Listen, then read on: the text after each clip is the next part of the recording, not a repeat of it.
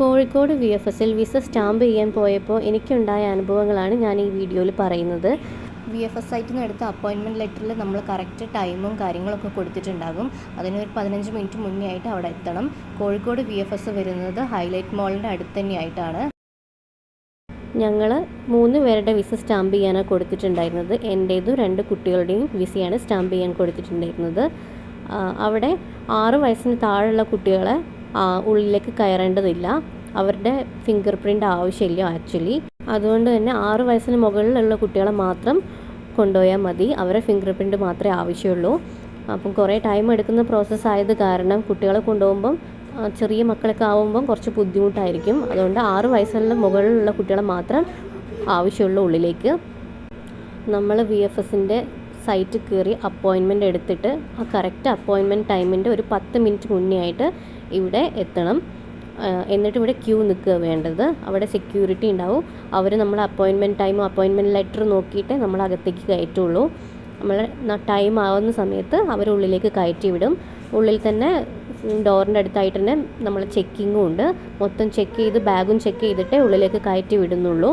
എന്നിട്ട് നമ്മൾ ഡോക്യുമെൻറ്റ്സ് എല്ലാം കയ്യിലെടുത്ത് പിടിക്കണം. അവിടെ നിന്നൊരു ടോക്കൺ തരുന്നതാണ് അവർ. ആ ടോക്കൺ അനുസരിച്ചിട്ട് കൗണ്ടറിലേക്ക് വിളിക്കുന്നതായിരിക്കും. അങ്ങനെ നമ്മൾ ടോക്കൺ വിളിച്ച് കഴിഞ്ഞിട്ടുണ്ടെങ്കിൽ നമ്മൾ ഡോക്യുമെൻറ്റ്സ് ഓരോന്നായിട്ട് അവർ ചെക്ക് ചെയ്യും.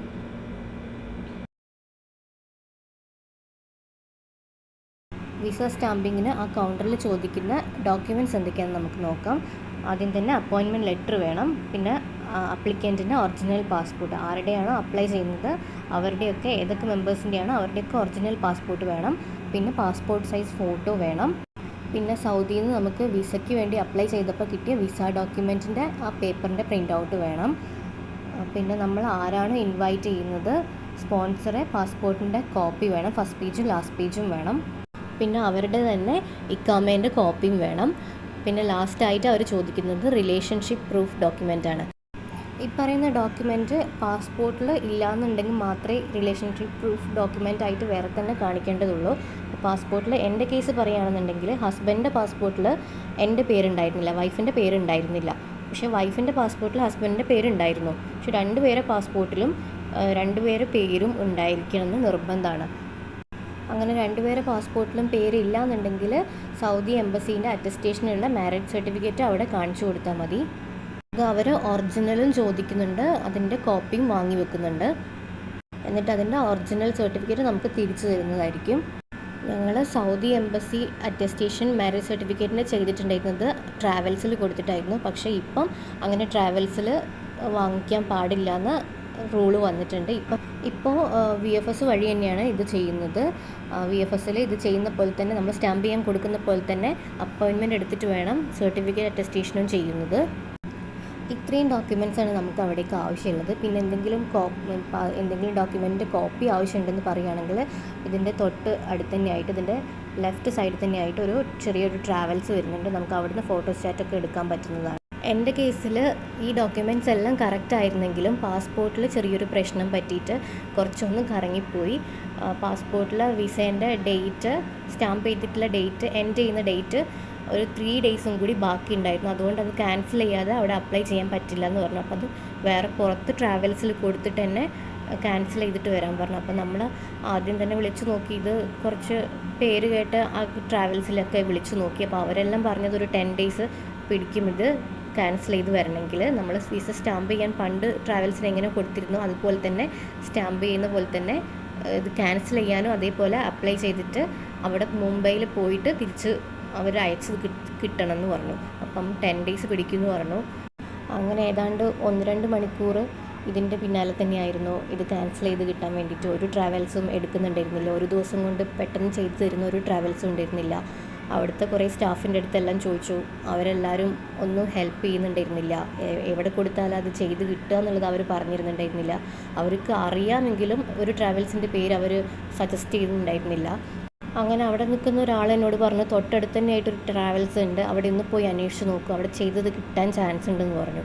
അങ്ങനെ തൊട്ടടുത്ത് ലെഫ്റ്റ് സൈഡിൽ തന്നെ ആയിട്ടൊരു ട്രാവൽസ് ഉണ്ട്. അത് ആരും പറഞ്ഞു തന്നില്ല. VFSൻ്റെ ഒരു സ്റ്റാഫും പറഞ്ഞു തന്നിട്ടുണ്ടായിരുന്നില്ല.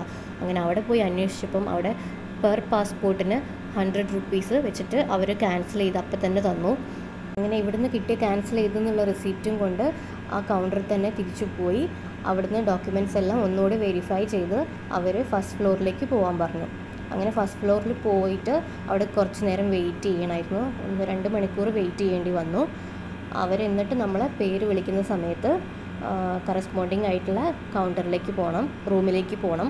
അവിടെ നമ്മൾ ഡോക്യുമെൻറ്റ്സ് എല്ലാം പിന്നെയും പരിശോധിച്ച് നമുക്ക് ഇൻഷുറൻസ് പേപ്പർ തരും, നമ്മളെ ഫോട്ടോ അങ്ങനത്തെ എല്ലാം ചെക്ക് ചെയ്തിട്ട് നമ്മൾ ഫിംഗർ പ്രിൻറ്റും എടുക്കുന്നതാണ്. ആ സമയത്ത് എല്ലാ ആപ്ലിക്കൻസിൻ്റെയും ഇപ്പോൾ 6 വയസ്സിന് മേലുള്ളതാണെങ്കിൽ അവരുടെയും കൂടി ഫിംഗർ പ്രിൻ്റ് എടുക്കുന്നതാണ്. പിന്നെ ബാക്കി എല്ലാ ഡോക്യുമെൻറ്റ്സും ചെക്ക് ചെയ്തതിന് ശേഷം നമ്മൾ ഇൻഷുറൻസ് പേപ്പറും അവരപ്പം തന്നെ തരുന്നുണ്ട്. ആ ഇൻഷുറൻസ് പേപ്പർ കളയാൻ പാടില്ല. അപ്പോൾ ഇതെല്ലാം ചെയ്ത് കഴിഞ്ഞിട്ടുണ്ടെങ്കിൽ അവർ പേയ്മെൻറ്റിൻ്റെ കാര്യം പറയും. നമുക്ക് 3 പേരുടെ പാസ്പോർട്ടായിരുന്നു സ്റ്റാമ്പ് ചെയ്യാനുണ്ടായിരുന്നത്. അപ്പം അറൗണ്ട് 30,000 അടുത്തായിരുന്നു പേയ്മെൻറ്റ് വന്നിട്ടുണ്ടായിരുന്നത്. നമ്മൾ താഴത്തെ ഫ്ലോറ് പോയിട്ടാണ് പേയ്മെൻറ്റ് ചെയ്യുന്നത്. ക്രെഡിറ്റ് കാർഡോ ഡെബിറ്റ് കാർഡോ ക്യാഷ് ആയിട്ടോ അല്ലെങ്കിൽ ഗൂഗിൾ പേ ആയിട്ടോ നമുക്ക് ആ പേയ്മെൻറ്റ് ചെയ്യാവുന്നതാണ്. നമുക്ക് ഈ പാസ്പോർട്ട് തിരിച്ച് സ്റ്റാമ്പ് ചെയ്ത് വന്നിട്ടുണ്ടെങ്കിൽ ഒന്നെങ്കിൽ അത് ഡയറക്റ്റ് VFS പോയിട്ട് തന്നെ വാങ്ങിക്കാം, അല്ലെങ്കിൽ നമുക്ക് നമ്മുടെ അഡ്രസ്സ് കൊടുത്തിട്ട് അവിടേക്ക് കൊറിയർ ചെയ്യിപ്പിക്കാം. കൊറിയർ ചെയ്യിപ്പിക്കുന്ന സമയത്ത് കുറച്ചുകൂടി അഡീഷണൽ ചാർജ് എടുക്കുന്നതാണ് അവർ. കൊറിയർ അല്ലാത്തത് VFS പോയിട്ട് തന്നെ വാങ്ങിക്കുകയാണെന്നുണ്ടെങ്കിൽ അത്ര റേറ്റ് ആവില്ല. പിന്നെ നമുക്കിതിൽ SMS സർവീസും കൂടി ആഡ് ചെയ്യാം. അതായത് നമുക്ക് ഈ പാസ്പോർട്ടിൻ്റെ ഓരോ ഡീറ്റെയിൽസും അത് എവിടെ എത്തി എന്നുള്ളതും പാസ്പോർട്ട് VFSന്ന് അവർ ബോംബെയിലേക്ക് അയച്ചു, ബോംബെയിൽ നിന്ന് തിരിച്ച് നമുക്ക് സ്റ്റാമ്പ് ചെയ്ത് വന്നോ എല്ലാ ഡീറ്റെയിൽസ് അപ്ഡേറ്റ്സും മെസ്സേജായിട്ട് കിട്ടുന്നതിന് അഡീഷണലി എത്രയോ പൈസ കൊടുത്തു കഴിഞ്ഞാൽ അവരതും കൂടി ചെയ്തു തരുന്നതാണ്. നമ്മൾ പേയ്മെൻറ്റ് ചെയ്ത് കഴിഞ്ഞാൽ തന്നെ നമുക്ക് ഫോണിൽ മെസ്സേജ് വരും, പാസ്പോർട്ട് ഇവിടെ റിസീവ് ആയിട്ടുണ്ട് സ്റ്റാമ്പ് ചെയ്യാമെന്ന് പറഞ്ഞിട്ട്. പിന്നെ അത് കഴിഞ്ഞിട്ട് ഇത് ബോംബെയിലേക്ക് അയക്കുന്നതിൻ്റെ മുന്നേ ആയിട്ടൊരു മെസ്സേജ് വരും. ബോംബെയിൽ നിന്ന് തിരിച്ച് VFSലേക്ക് സെൻഡ് ചെയ്തിട്ടുണ്ട് എന്നുണ്ടെങ്കിൽ അപ്പോഴും മെസ്സേജ് വരും. അങ്ങനെ എല്ലാ അപ്ഡേറ്റ്സും നമുക്ക് വന്നുകൊണ്ടിരിക്കും. അപ്പോൾ അതാവുമ്പം നമുക്ക് കുറച്ചുകൂടി ടെൻഷൻ ഫ്രീ ആണ്, എല്ലാ ഡീറ്റെയിൽസും അറിയാൻ പറ്റും. പിന്നെ ഞാൻ സെലക്ട് ചെയ്തിട്ടുണ്ടായിരുന്നത് പാസ്പോർട്ട് VFS സെൻറ്ററിൽ തന്നെ പോയിട്ട് കളക്ട് ചെയ്യാന്നുള്ള രീതിക്കായിരുന്നു സ്റ്റാമ്പ് ചെയ്ത് തിരിച്ച് വരുന്ന സമയത്ത്. അപ്പോൾ ഇത്രയൊക്കെ കാര്യങ്ങളെ എൻ്റെ കേസിൽ വന്നിട്ടുള്ളൂ. വലിയ ബുദ്ധിമുട്ടില്ലാണ്ട് അന്ന് തന്നെ ചെയ്ത് കിട്ടിയല്ലോ. അങ്ങനെ ഒരു 10 ഡേയ്സിനുള്ളിൽ തന്നെ പാസ്പോർട്ട് സ്റ്റാമ്പ് ചെയ്തിട്ട് അവിടെ VFS സെൻറ്ററിൽ കളക്ട് ചെയ്യാനുള്ള മെസ്സേജ് വന്നിട്ടുണ്ടായിരുന്നു. നമ്മൾ ഈ കളക്ട് ചെയ്യാൻ പോകുന്ന സമയത്ത് ആഫ്റ്റർനൂൺ 3 o'clock ശേഷമേ വരാൻ പാടുള്ളൂ എന്ന് അവർ പ്രത്യേകം പറഞ്ഞിട്ടുണ്ട്.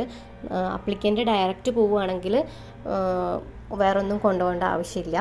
പ്രൂഫൊന്നും നമ്മൾ ആ റെസീപ്റ്റും പിന്നെ നമ്മൾ ആധാർ കാർഡ് അതെല്ലാം കൊണ്ടുവരാൻ പറയുന്നുണ്ട്. ആധാർ കാർഡിൻ്റെ കോപ്പി അപ്ലിക്കൻസിൻ്റെ ഇപ്പോൾ വലിയ ആൾക്കാരാണെങ്കിൽ ആധാർ കാർഡ്, കുട്ടികളത് ആധാർ കാർഡ് ഇല്ലയെന്നുണ്ടെങ്കിൽ ബർത്ത് സർട്ടിഫിക്കറ്റിൻ്റെ കോപ്പിയാണ് പറയുന്നത് അവർ. പക്ഷേ ഞാൻ പോയ സമയത്ത് ഈ കോപ്പീസൊന്നും ആധാർ കാർഡിൻ്റെ ഒന്നും കോപ്പീസ് അവർ ചോദിച്ചിട്ടുണ്ടായിരുന്നില്ല. ജസ്റ്റ് ആ റെസിപ്റ്റ് മാത്രമേ നോക്കിയിട്ടുണ്ടായിരുന്നുള്ളൂ. അങ്ങനെ പാസ്പോർട്ട് കളക്ട് ചെയ്തു. അവിടുന്ന് ജസ്റ്റ് സൈനും ചെയ്തിട്ട് പാസ്പോർട്ട് കയ്യിൽ തരിക ചെയ്തിട്ടുണ്ടായിരുന്നത്. അതിൽ തന്നെ നമ്മളെ വിസേൻ്റെ പേജും വരുന്നുണ്ട്, അവർ സ്റ്റാപ്പിൾ ചെയ്ത് വെച്ചിട്ടുണ്ട്.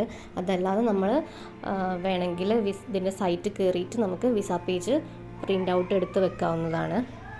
പിന്നെ കളക്ട് ചെയ്യാൻ പാസ്പോർട്ട് സ്റ്റാമ്പ് ചെയ്തിട്ട് VFSൽ വന്നത് കളക്ട് ചെയ്യാൻ അപ്ലിക്കൻ്റ് അല്ല പോകുന്നത്, വേറെ ആരെങ്കിലും പോകുന്നതെങ്കിൽ അവിടുന്ന് തന്നെ ഒരു പേപ്പർ തരും നമുക്ക്. അതിൻ്റെ കോപ്പി എടുത്തിട്ട് എത്ര അപ്ലിക്കൻ്റ് ഉണ്ടോ അത്രയും പേർക്ക് അത് ഫില്ല് ചെയ്തിട്ട് സൈൻ ചെയ്ത് ആരാണോ പോകുന്നത് അവരെ കയ്യിൽ കൊടുത്തു വിട്ടാൽ മതി. ഇനി അവിടുന്ന് വാങ്ങാൻ മറന്നു പോയിട്ടുണ്ടെങ്കിൽ VFSൻ്റെ സൈറ്റിൽ നിന്നും കിട്ടുന്നതാണ്.